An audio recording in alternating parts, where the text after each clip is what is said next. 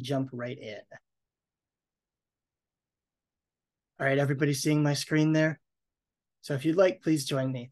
Baruch atah Adonai Eloheinu melech haolam asher kidshanu b'mitzvotav v'tzivanu la'asok b'divrei Torah.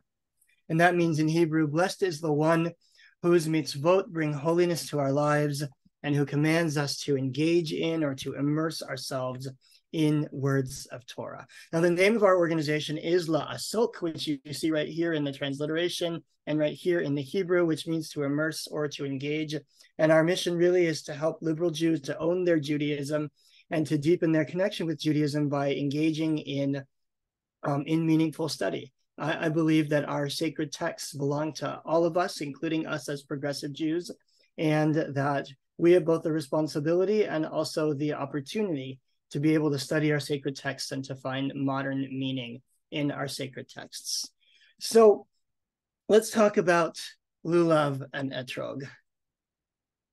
Let's talk about, I found this cute little infographic here of a lulav and etrog. All right, before we jump into the text, let me ask you what you know. Why do we do this, what I call the strangest ritual in Judaism?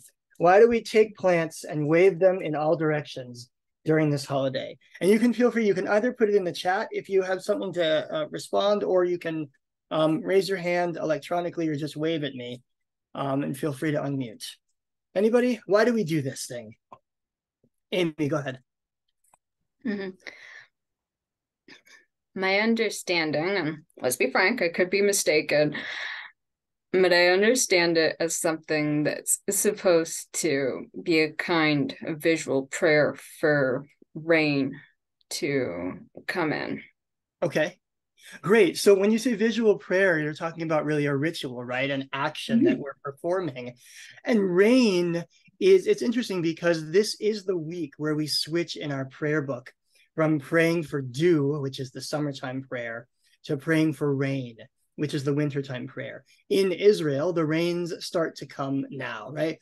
After what they call in Hebrew, achrei chagim, after the holidays, that's when summer's over. That's when the rainy season begins. There are two seasons in Israel, rainy and not rainy. And so there is possibly something agricultural going on here that we would be asking for rain.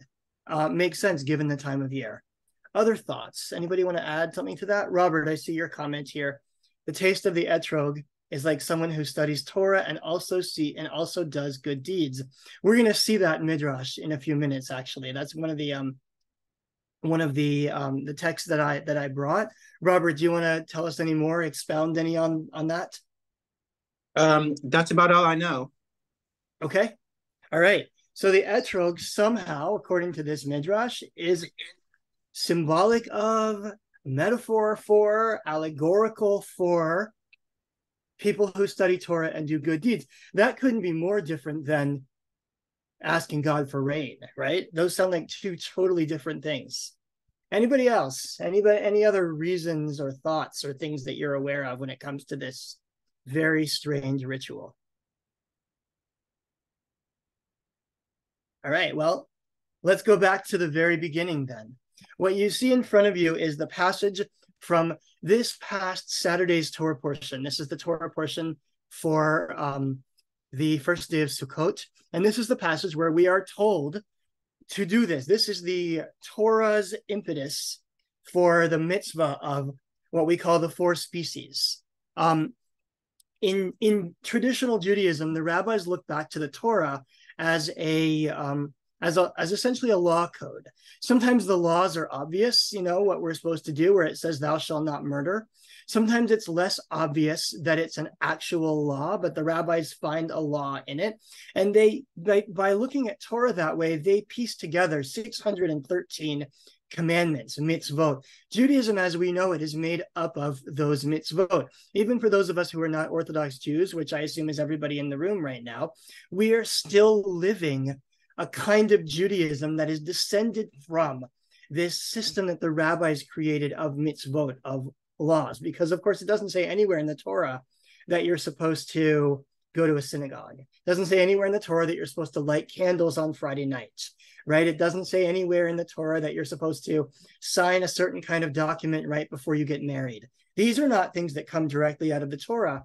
These are mitzvot or laws that the rabbis find and the rabbis expound and expand upon and have been doing for 2,000 years. So what you have in front of you is the place where the rabbis find in the Torah that we're supposed to do this. So I want to read it, and I want to ask you as we're reading it to do something difficult, which is forget everything you know about the lulav and etrog. All right, so does anybody want to read this passage in English for us where it says mark? Yeah, I can do it. That'd be great, Aaron. Thank you. Mark on the 15th day of the 7th month, when you have gathered in the yield of your land, you shall observe the festival of Hashem to last 7 days, a complete rest on the first day and a complete rest on the 8th day. Should I keep going? Yeah, if you'll just read the whole paragraph, if you don't mind. Yeah. On the first day, you shall take the product of hadar trees, branches of palm trees, boughs of leafy trees, and willows of the brook. And you shall rejoice before your God Hashem 7 days. You shall observe it as a festival of Hashem for 7 days in the year. You shall observe it in the 7th month as a law for all time throughout the ages. You shall live in booths 7 days. All citizens in Israel shall live in booths, in order that future generations may know that I made the Israelite people live in booths when I brought them out of the land of Egypt. I, your God, Hashem. So Moses declared to the Israelites, is at times of Hashem. Perfect. All right. And this last little line here is the conclusion, not only to this section, but to a much larger chapter. What this is part of is an enumeration of the festivals, of the annual festivals of the Israelite year, the Jewish year. It's one of maybe 4 places or so in the Torah where Moses lays out, these are the holidays that you should celebrate. So he goes through all of them. It culminates here by describing this holiday that we know as Sukkot, the Feast of Booths. And then at the end it says, Vaydaber Moshe ad moadei Adonai el bnei Israel. Moses declared all of the set times or the official holidays of God to the people of Israel. Okay, so again, you're forgetting everything you know about Sukkot. What do we learn from this paragraph about this holiday that we're supposed to be celebrating?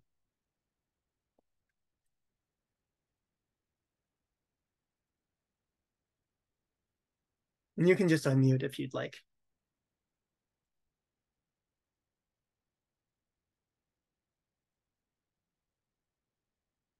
Anybody? What do we learn here? Go ahead, Lauren.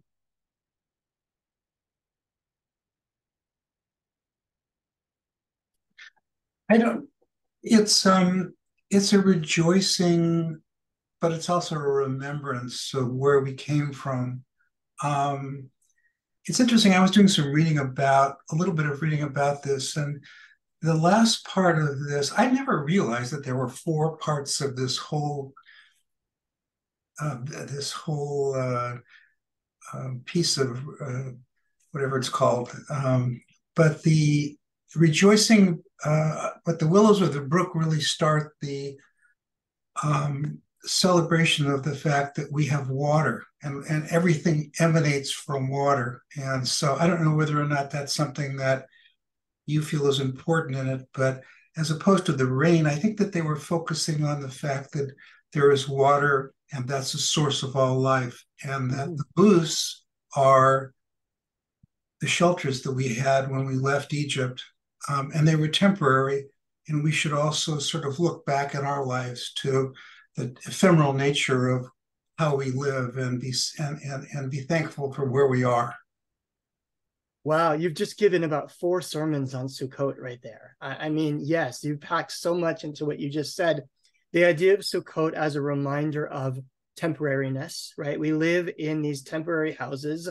It reminds us that we once went through a period of time as a people where we lived, where we were transient, where we didn't have a permanent home.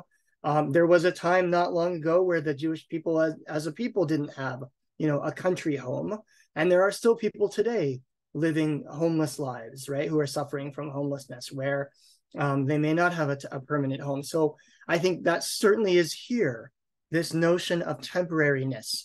And the species as well. And Lauren, you point out that there are 4 species, right? It mentions them here. That's what I've highlighted, the line that mentions the 4 different species. And that part of this holiday is actually that we're supposed to be in nature. So before we even talk about the symbolism of any of the 4 species, let's just talk about that we're supposed to pick up pieces of trees on this holiday. We are supposed to be among the trees on this day of all days, and that somehow that is cause for rejoicing. Now, it's also worth pointing out that we're in the 7th month of the year here. That might be a little confusing because we just celebrated Rosh Hashanah, right? You would think this would be the beginning of the year. Anybody know why the New Year is in the 7th month? Well, our history starts with the Exodus, which was Nisan. So actually, Nisan is the first month. Exactly. So the original Jewish New Year is not Rosh Hashanah, but Pesach. Rosh Hashanah probably became the Jewish New Year during the Babylonian exile, scholars think. At some point, the New Year got moved, but we didn't change the numbering of the months. That is to say, we still celebrate the New Year at the beginning of the 7th month of the year. So if we now shift our focus and think of this not as the New Year, we didn't just celebrate New Year's 3 weeks ago. We're actually in the 7th month at the end of a 6-month period of holidays. When did these holidays start? Back in April at Nisan with Pesach. And then we made our way through Shavuot, the festival of first fruits. And then a summer of what? What do you do over the summer? You plant and you reap and you take care of your crops and you hope that they'll survive, right? And then finally Sukkot comes and you reap things. And what do you want to do after finally reaping, after 6 months of an agricultural cycle? You want to have a party, right? You want to rejoice. And so the idea of this as the end of the agricultural cycle is there's probably a hint in there about why there's a special plant ritual, a special ritual that has to do with taking up the plants that might be important to you at this time of year.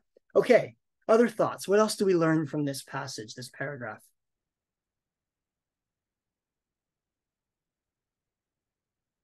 Let's look very carefully, very closely at this line right here, because we all think we know what it says. On the first day, you shall take the product of hadar trees, branches of palm trees, boughs of leafy trees, and willows of the brook, and you shall rejoice before your God, Adonai, 7 days. What is it telling us to do? To rejoice. To rejoice, thank you. Is it Maxime? Max, how do you say your name? Maxime. Maxime, all right. Mm-hmm. To rejoice. Okay, what does that mean to rejoice? To be grateful, to celebrate, a mix of the two. Yeah, to be grateful, to celebrate. Makes sense, again, given this time of year that we're in here, right? The end of the festival season. What else? What is it telling us to do in this line?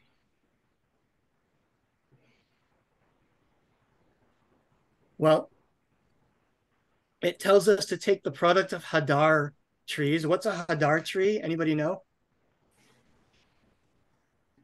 Yeah, Amalia, go ahead. Citrus. There you go. Go ahead. What? Citrus. A citrus, right. Amalia knows that a hadar tree means a citrus because Amalia is Israeli and speaks modern Hebrew. Well, guess what, Amalia? The Torah doesn't know that. Citrus, being hadar, is a totally modern Hebrew concept. You know what a hadar tree is in ancient Hebrew, in biblical Hebrew? Nobody knows. We have no idea what tree this is telling us to pick up, to take. It tells us we're supposed to take the product of hadar trees. This Hebrew word hadar right here, it means beautiful or splendor or something like that. So in other words, you're supposed to pick up it says take. You shall take the product of some splendorous tree. Product presumably means fruit, right? The Hebrew is pri. Pri means fruit. You might know it from the blessing over the wine, Borei Pri Hagafen, the creator of the fruit of the vine. And then we're supposed to take branches of a palm tree, boughs of leafy trees, and willows of the brook, and you shall rejoice before God 7 days. Okay, you know what it doesn't say to do? It doesn't say to take a weird lemon thing and 3 other plants, bind them together like this, make sure that the pichom is facing up, and shake them in all 6 directions. It doesn't say that, does it? That's where we end up, but it doesn't actually say that.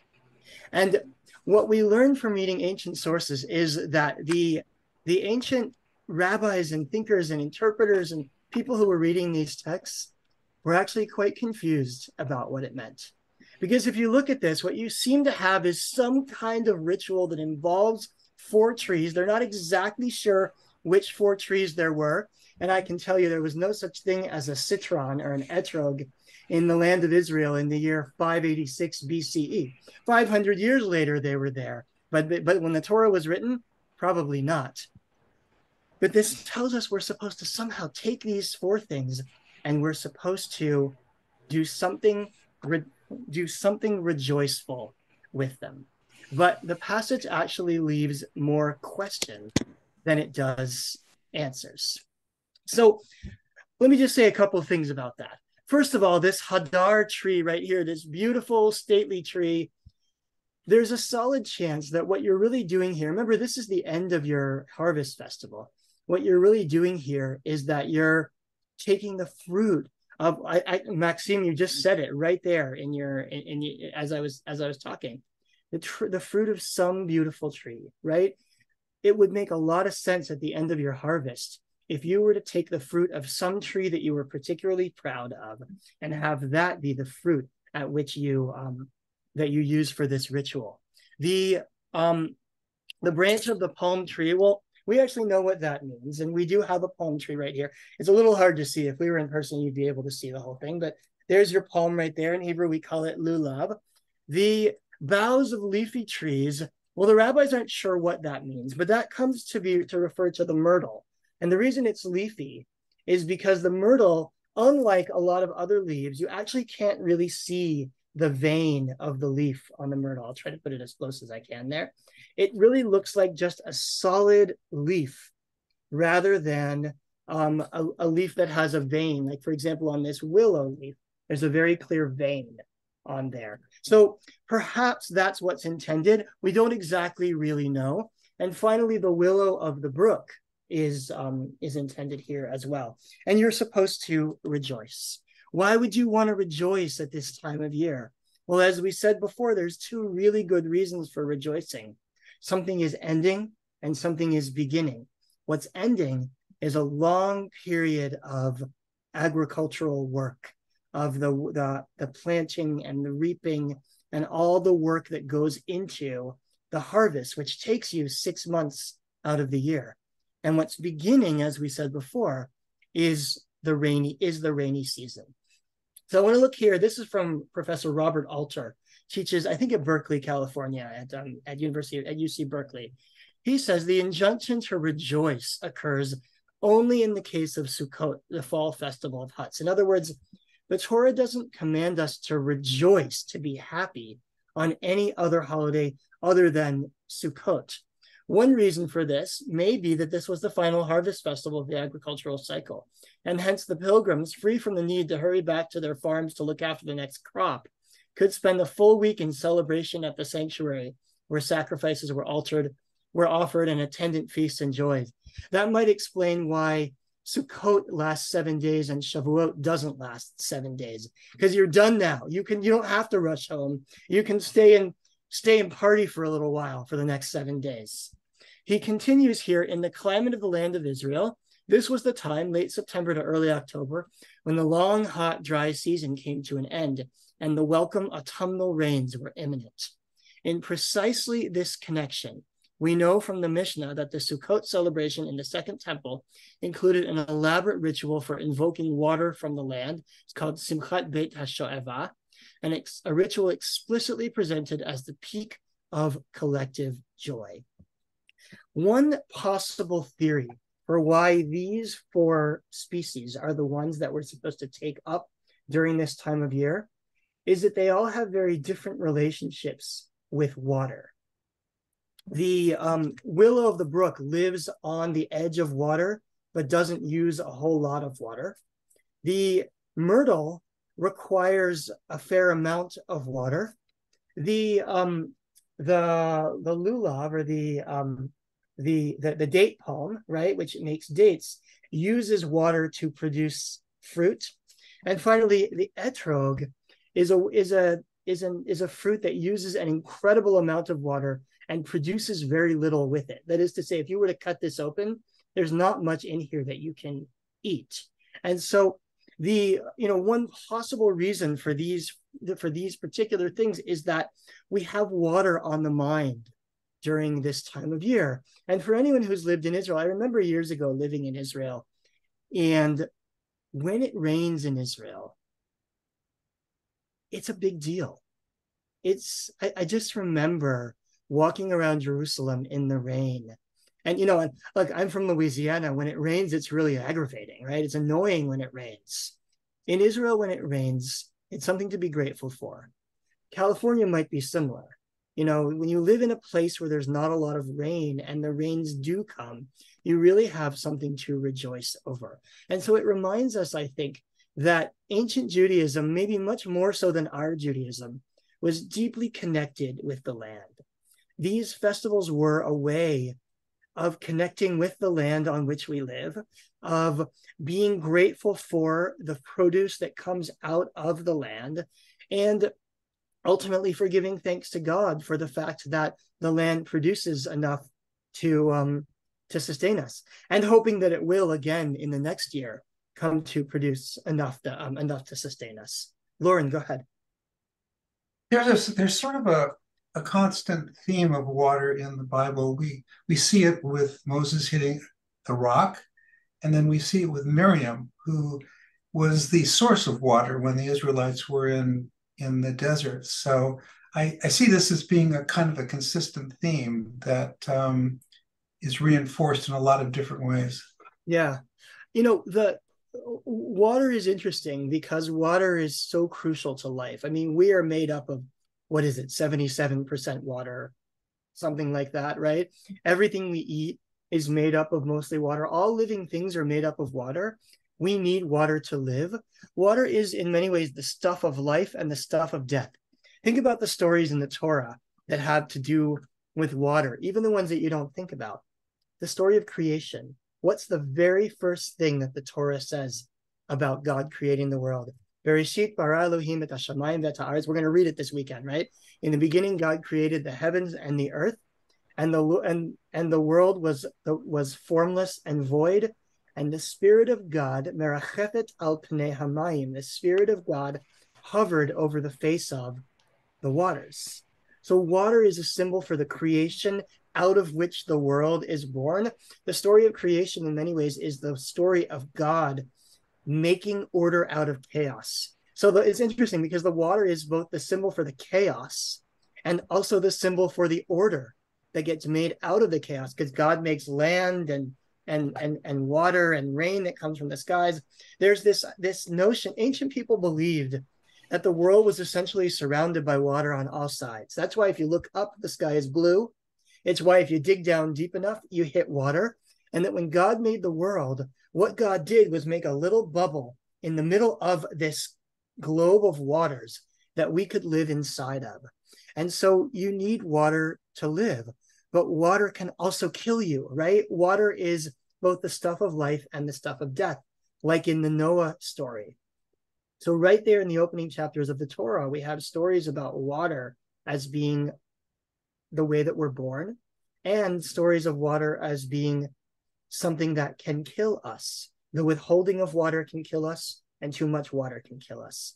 And so you can imagine why people in ancient times were so preoccupied with the idea of water, of asking God for, thanking God for. And I think it is to our detriment as modern humans that we're not thinking about water as much as they are, because our world is also wholly dependent on water. And every time we pollute the water, and every time every time we throw microplastics into the water, everything we do to cause the temperatures to rise and the sea levels to rise, I think just reinforces the notion that we live in a world where what happens to the water is essentially what happens to us.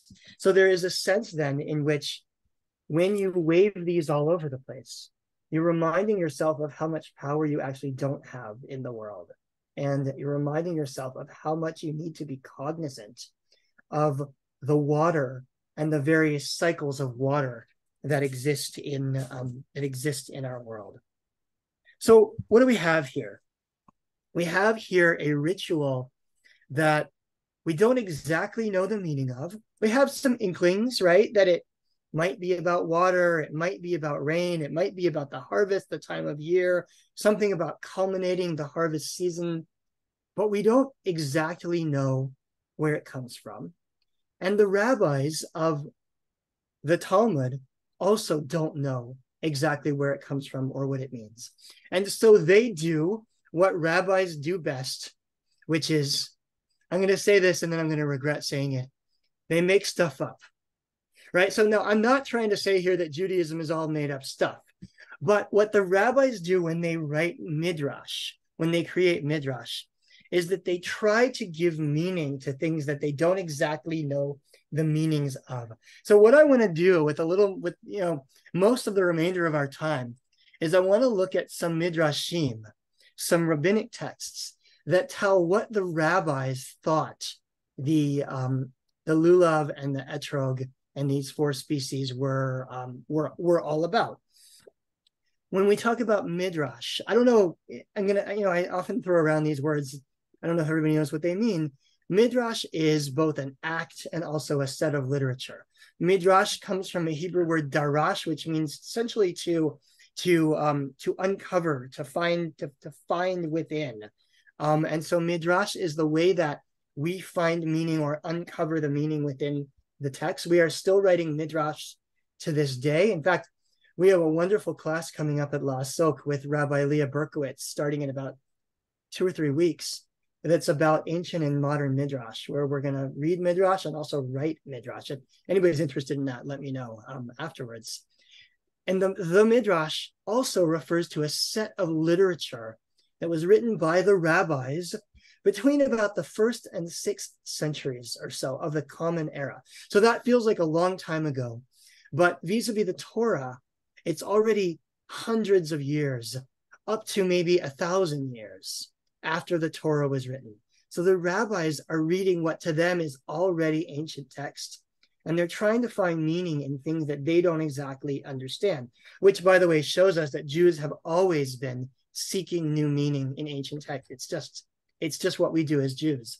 And what do they come up with? Well, they come up with a lot of really cool answers as to what the 4 species refer to.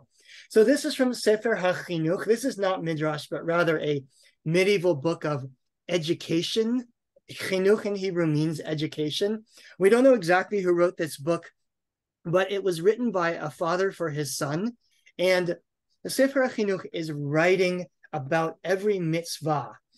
I love this book because what he does, for every mitzvah, he tells you where it comes from in the Torah, what are the rules of it, and why it exists, or that is to say, why he thinks it exists, right? So when you come to a mitzvah like lulav and etrog, where nobody knows why it exists, you get to see why somebody might have thought that it existed. And here's what it says. He says the 4 species, are similar to the precious limbs in a person. I think somebody put this into the chat earlier. I can't remember.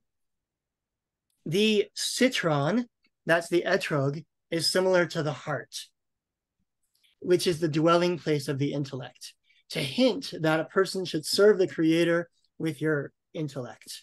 Remember that people in ancient times believed that the heart was the seat of intellect, as opposed to the mind being the seat of intellect.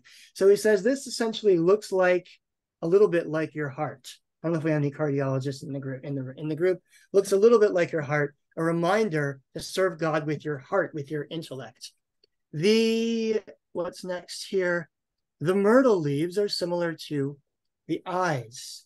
If you look very closely, you can see how those are shaped a little bit like an eye. It's not the easiest to see through the screen. To hint that one should not stray after his eyes on the day of rejoicing of his heart. In other words, use your eyes for good and not for evil, says the Sefer HaChinuch. The willow leaves are similar to the lips. Again, if you take a look at this willow, it's shaped a little bit like a mouth, right? It's got the vein in the middle that looks like the opening of the mouth.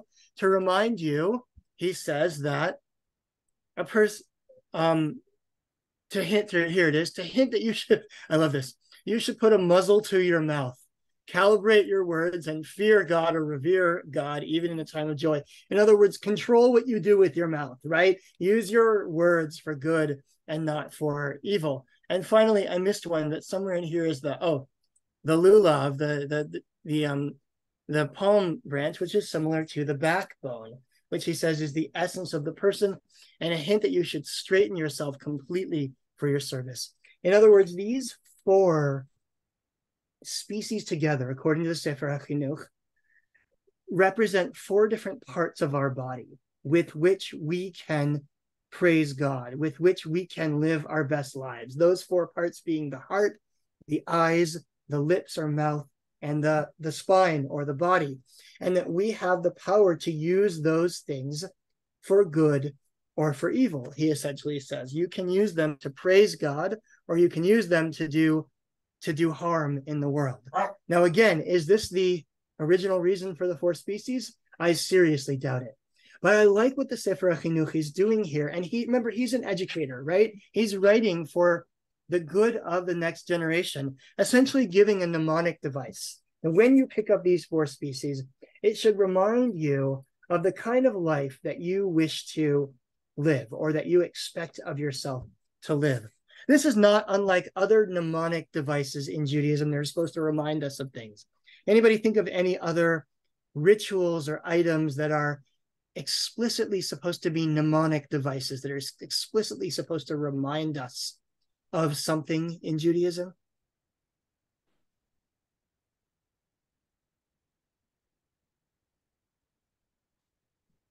The various aspects of the Passover Seder, like the Great. Yeah. Sorry, go ahead. I think I interrupted like you. the charoset and the dipping the bitter herbs. Yes, they are mnemonic, right? You eat that charoset and it's supposed to remind you of the bitterness of slavery. Sorry, the maror, the bitter herb. You drink that salt water, or you dip in that salt water. It reminds you of the sadness of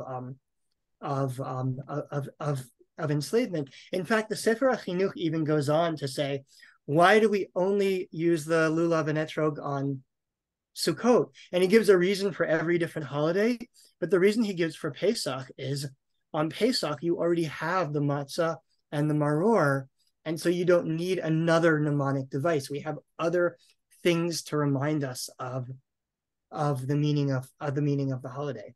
Any other mnemonic devices you can think of in Judaism? The other one that pops to my mind is the talit, the tzitzit, the fringes on the corners of the talit, which again in the Torah, it says you're supposed to see and remember the mitzvot, remember the commandments. At the end of the Ve'ahavta prayer, the end of the Shema, it says, Lema'an tizkaru ve'asitem et kol mitzvotai. I don't know if there's people who read Hebrew, who understand Hebrew here. It says you should wear the tzitzit so that you will remember the commandments. So you're supposed to look at those tzitzit and be reminded of your expectations for yourself. Be reminded of the kind of life that you wish to be living. So Judaism hands us these mnemonic devices because sometimes as human beings, we need mnemonic devices. We need reminders of the kind of person that you wish to be, the kind of life and the kind of values that you wish to hold. The mezuzah is another good example, right? You walk into that home, you touch the mezuzah, and it is a reminder of the holiness of the space that you're in. So, all right, that's one nice explanation, nice definition for the 4 species. Now we're going to jump to a midrash text called Leviticus Rabbah. This is, I want to say 4th century land of Israel midrash, where the rabbis are writing down just all kinds of different explanations. One of the ways you can tell that the rabbis have no idea what something is supposed to mean is when they just give you explanation after explanation after explanation. Every one of these passages begins with the Hebrew word davar acher. Davar acher means in Hebrew another thing or another explanation. So this doesn't mean that the rabbis actually think that the lulav and etrog means these things. This means that they are just giving meaning, giving explanation to something that that they know that we as Jews do.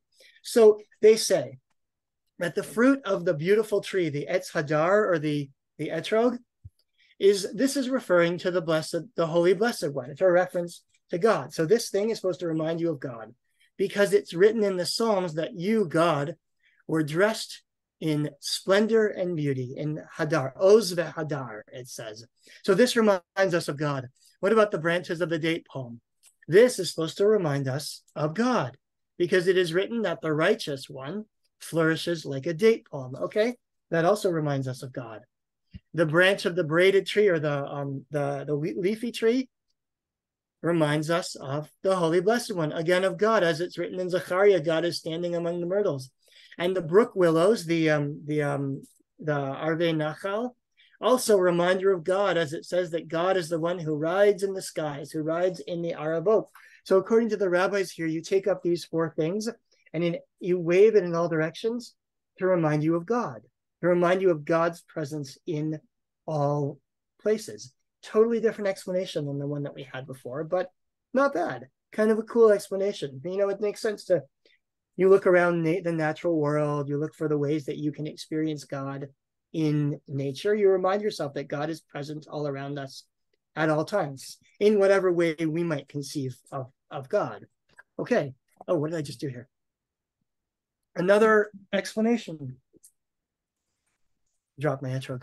Another explanation, the rabbis say, the fruit of the beautiful tree, this is supposed to refer to Abraham, because God graced him with good age, good old age. Nice one.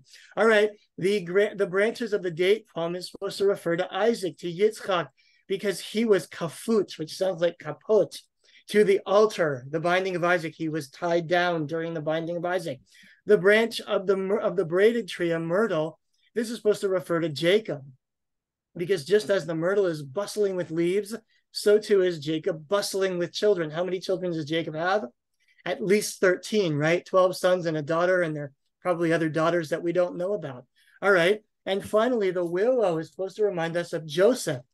If anybody who's ever had a lulav and etrog knows that the willow is the first to go. You can already see my myrtle is doing fine. My willow, these leaves look like they're just hanging on. They're probably going to be gone by tomorrow.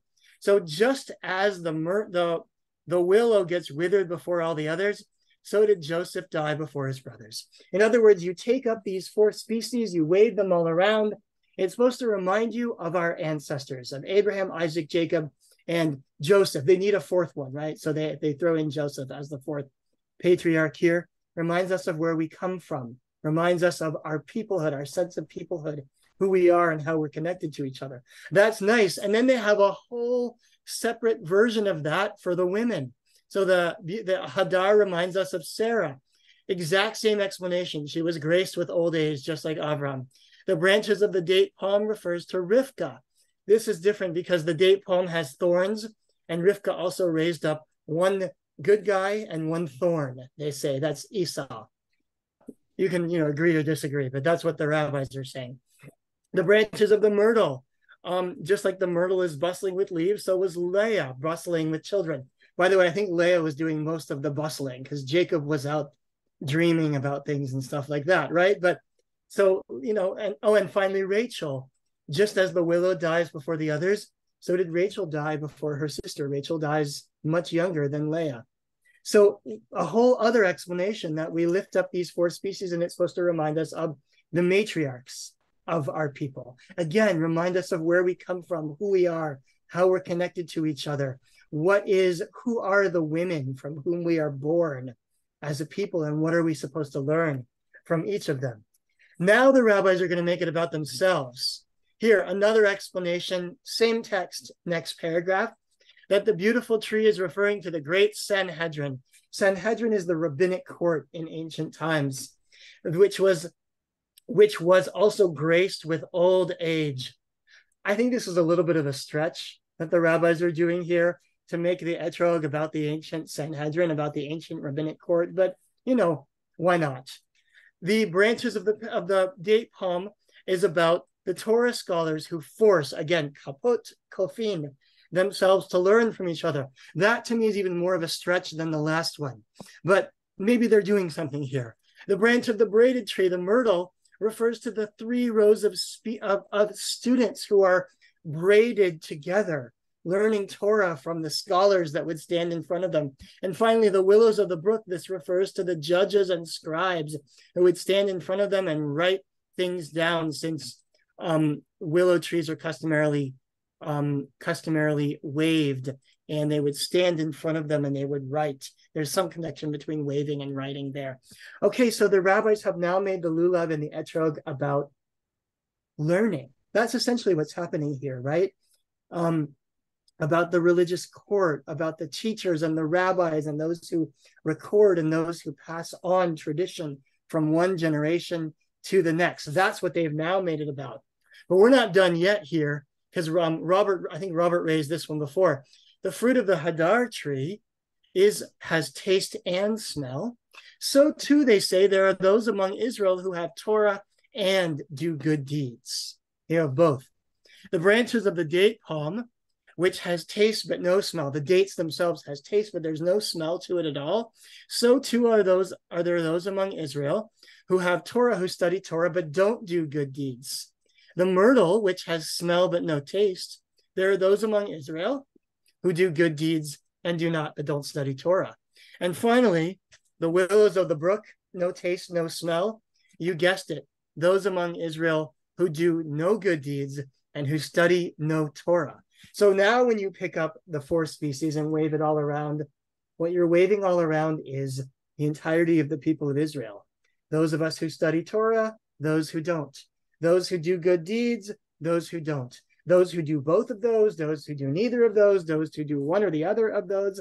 It's a little judgy, I'm not going to lie, right? I don't know if this is the way I would categorize all the people, all the members of the Jewish people, but the rabbis are looking at the lulav and etrog here and seeing it as a symbol of Jewish unity. I think somebody put that in the chat as well a little while ago, that it takes all types to make up the Jewish people. In fact, they go on to say, I think this is really beautiful.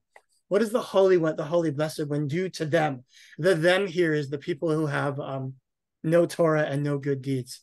To destroy them is impossible, but rather the Holy Blessed One says, bind them all together into one grouping, and these will atone for those. In other words, we are better as a people. We are better when we hear each other, when we bring different ways of thinking to the table, when we recognize that there's potentially more than one way to observe Judaism. We are better when we come together as a people and learn from one another. And it says, if you will have done that, I will be elevated. I, God, will be elevated. The blessing for the lulav and etrog is not a blessing for shaking. The blessing is al netilat lulav, the blessing for lifting up the lulav. So the rabbis say that when you lift up the lulav, when you lift up this representation of all 4 kinds of people, or all the different members of the Jewish people, that what you're really doing is you're elevating God by elevating our people. You're elevating God by recognizing the importance of all members of our people. So the rabbis have made up all kinds of good stuff here, right? They tell us that the lulav and etrog refers to 4 different parts of our body. They tell us it refers to our patriarchs. They tell us it refers to our matriarchs. They tell us it's 4 different ways to think about God. They tell us it's 4 different ways to think about people, about members of Israel. What do you think? Do you have a favorite? Is there one of these explanations, one of these meanings that particularly speaks to you? You don't have to think it's the original, but the real reason for lulav and etrog, but is there one that you particularly like?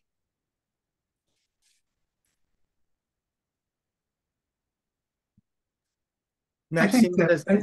I was gonna, 1 second, Lauren. Maxime says 4 different ways to think about God. Maxime, will you tell us why? What is it you like about that one? I just like that one intuitively because you asked one if there's one that speaks to you. Great. Okay, good. Thank you. Lauren, go ahead.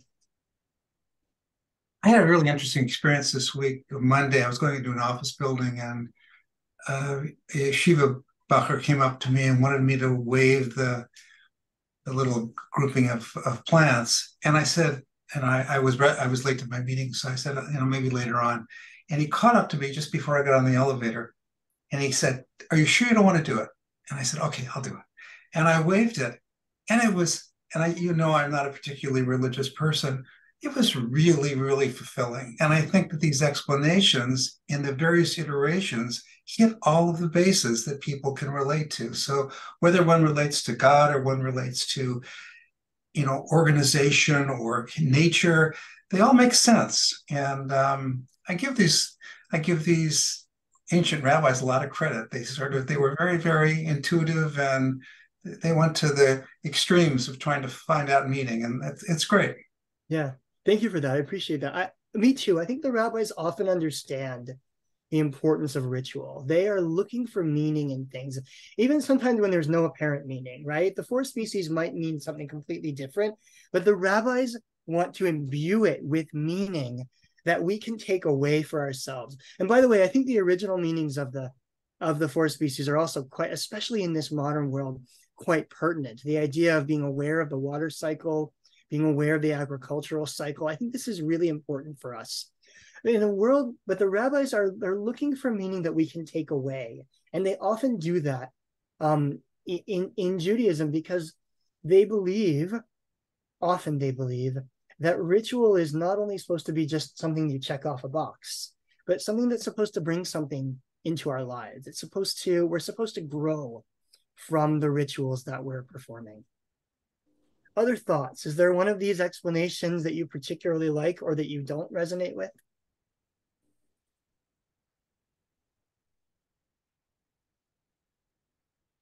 So in the end, I think that what Judaism has given us here is a little bit of a chameleon of a ritual. That is to say that the lulav and etrog ritual has changed meaning or has carried a number of different meanings with it throughout the ages. It may have meant one thing, as we saw way back at the beginning of our text here, way back in ancient times. It may well have been a water dance. It may well have been a fertility dance of some kind for an agricultural people. And when our people left behind their agricultural roots, they took these rituals with them, and they attempted to imbue and to find new meanings throughout the ages. And I think that continues to be the case for us as Jews. And I just want to end with one text, because we've been quite cerebral in some ways over this last little while, like trying to find what's the meaning, what's the reason, why do we do this? Well, I think that Rabbi Alan Lucas gives us something important to think about here as well. He's a conservative rabbi, and he says, in some ways, the mitzvah of lulav and etrog presents a bit of a challenge to moderns accustomed to rituals that are transparent in their meaning and easily decipherable. One of the dangers in contemporary Judaism is precisely that we have become overly cerebral in our approach to religion. After the intense high holiday period of prayer and introspective thought, Sukkot appeals to our senses. We build the sukkah with our hands. We smell the 4 species and shake them back and forth as a sign of our exuberant sense of thanksgiving to God for all that we have in this world. Judaism makes demands both on the intellect and on the spirit, both with the brain and on the heart. And Sukkot is a vibrant reminder of this lesson. So I think that there are lots of good meanings and reasons for this ritual, lots of good things to remind us of, these mnemonic devices. But it also is the case that there is something to be said for smelling and touching and feeling the weight of the lulav and the etrog in your hands, waving it in the air and feeling the way that the air circulates around you, just this sense of being present in the world, and the way that the lulav and etrog grounds us, the way that it brings us to be right here and now in this world that perhaps God made, that is certainly is a gift from the divine. So in the end, I like the idea that the lulav and etrog can be both something that we think about and something that we simply experience, that we take with us. So I want to thank everybody for your being part of this discussion. I hope this was interesting for you. I enjoyed researching it.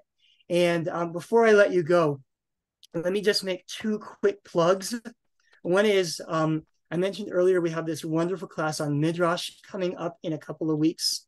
There's actually a series of classes that are coming up at La Sok starting in only a couple of weeks. One on Midrash, one on Reform Responsa, which is law, the way that, how do you make law in a non-halakhic, non-halakhic Judaism. We have a Pirkei Avot study group as well, and a class on Abraham Joshua Heschel. Some of you already signed up for some of those. If you're interested, I'm happy to stick around for a couple minutes and talk about, and answer questions about those. The other thing is that starting next week, I'm offering 2 Torah study groups. One that's a beginner Torah study group that meets on Tuesdays. Again, some of you are part of these already. That meets on Tuesdays at 3 o'clock Eastern this time. And the other one, which is a more advanced Torah study group that meets on Fridays at noon Eastern. And there's some fluidity between those two in terms of who's a beginner and who's an advanced learner, if there's one time that works better for for you. But those are starting next week as we begin the new Torah cycle. So if anybody's interested in being part of those, again, I'm happy to stick around and talk about those as well. Thank you, everybody. Chag Sameach. Have a wonderful holiday. Hope you get a chance to shake the lulav and etrog, and I look forward to seeing you again soon. Take care.